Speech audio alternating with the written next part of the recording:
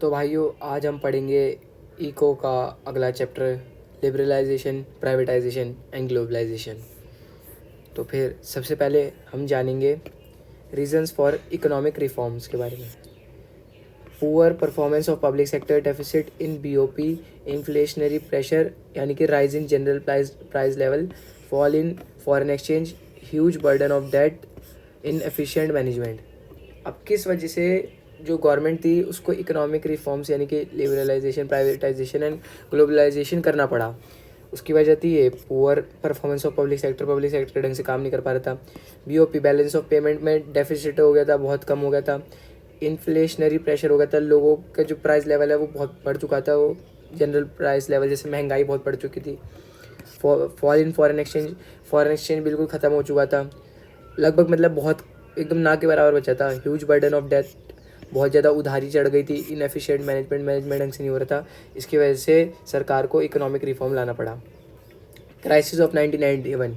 To manage crisis of 1991, Indian government applied international bank for reconstruction and development, IBRDA full form है, यहाँ से लेकर यहाँ तक।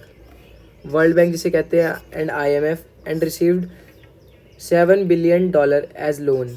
ठीक है, ये अमाउंट के लिए इंडियन गवर्नमेंट को फिर ये करना पड़ गया था।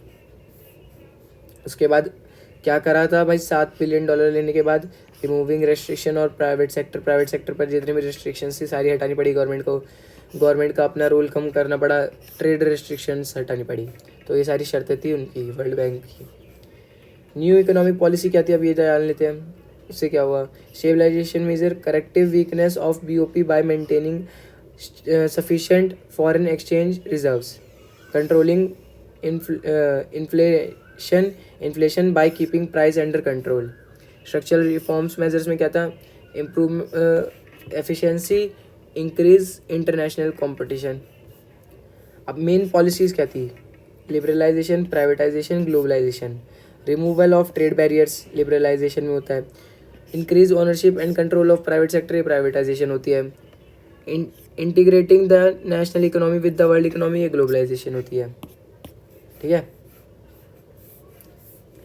अब हम पढ़ेंगे इंडस्ट्रियल सेक्टर रिफॉर्म्स के बारे में।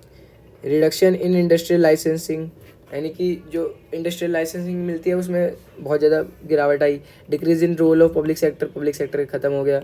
Reservation under SSIA, small scale industries में रिजर्वेशन होना शुरू हो गया। Monopolies and restrictive trade policy practice act, ये MRTP, ये फुल फॉर्म आ सकती है 1 मार्क्स के लिए।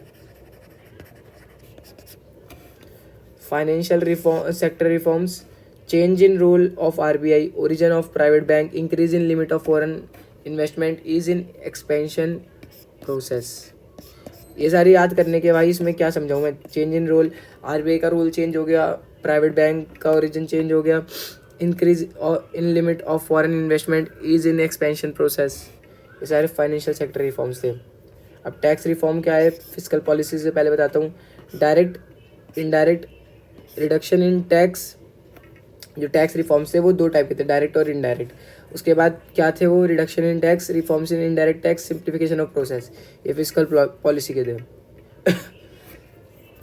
जो फिजिकल पॉलिसी होती थी वो हमारी जो सरकार है वो अपनाती थी, और जो मॉनेटरी होती है वो RBI अपनाती है।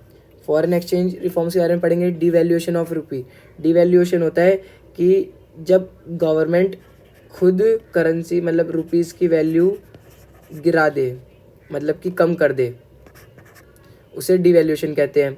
और अगर मार्केट डिमांड एंड फोर्सेस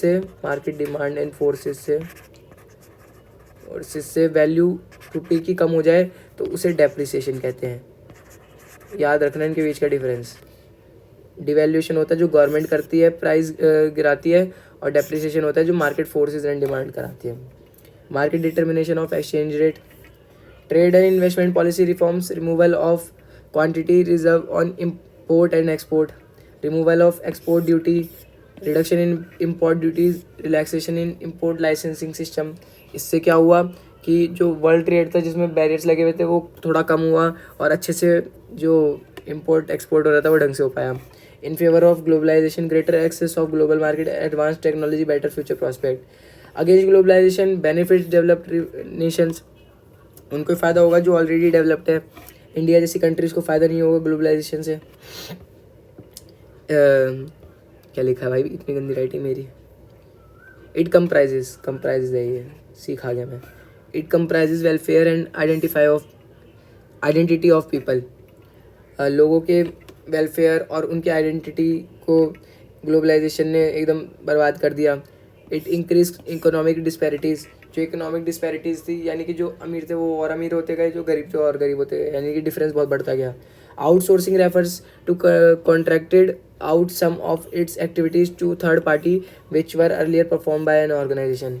जैसे कि यार ए कंपनी कोई काम करती है, उसने अपना कोई छोटा मोटा काम बी कंपनी से करवा लिया, तो ये अपना काम आउटसोर्स करवा रही है, ठीक है।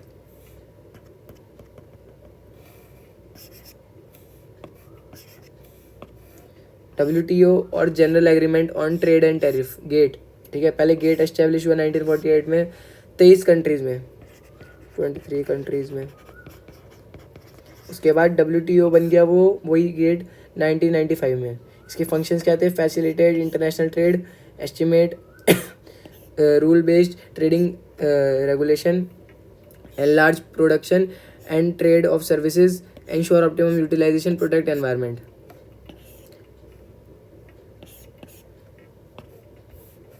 Appraisal of LPG, liberalization, privatization and globalization. इसमें क्या है? Increase rate of economic growth, inflow of foreign investment, ठीक है। जो इसकी खासियत क्या थी, क्या फ़ायदे हुए इनसे? Rise in foreign exchange reserve, जो हमारे कम था उस वो बढ़ गया। Rise in export, control on inflation, increase in role of private sector, जो पहले कमियाँ थी वो सारी ठीक हो गई। अब नुकसान क्या हुए?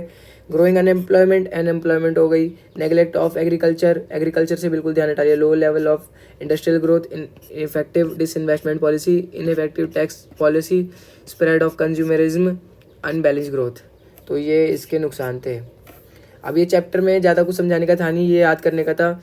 जितना मैंने बताया उसको अच्छे से रट्टा मार लेना, बाकी ये चैप्टर ज़्यादा मुश्किल नहीं है। लिबरलाइजेशन, प्राइवेटाइजेशन एंड ग्लोबलाइजेशन तो पहले भी हमने पढ़ाई है। तो बस इसमें यही है कि लिबरलाइजेशन क्या है, प्राइवेटाइजेशन क्या है, ग्लोबलाइजेशन क्या है, उन दोनों के, इन तीनों के फ़ायदे नुकसान क्या है, उसके बाद क्यों करना पड़ा गवर्नमेंट को, क्या क्या टैक्स में वो आई, क्या क्या इन्वेस्टमेंट में आई, क्या क्या इंडस्ट्रियल में आई। तो ये चैप्टर था। तो यहाँ हमारा चैप्टर समाप्त होता है। मिलता हूँ आपसे अगले चैप्टर में, तब तक के लिए टाटा, बाय बाय।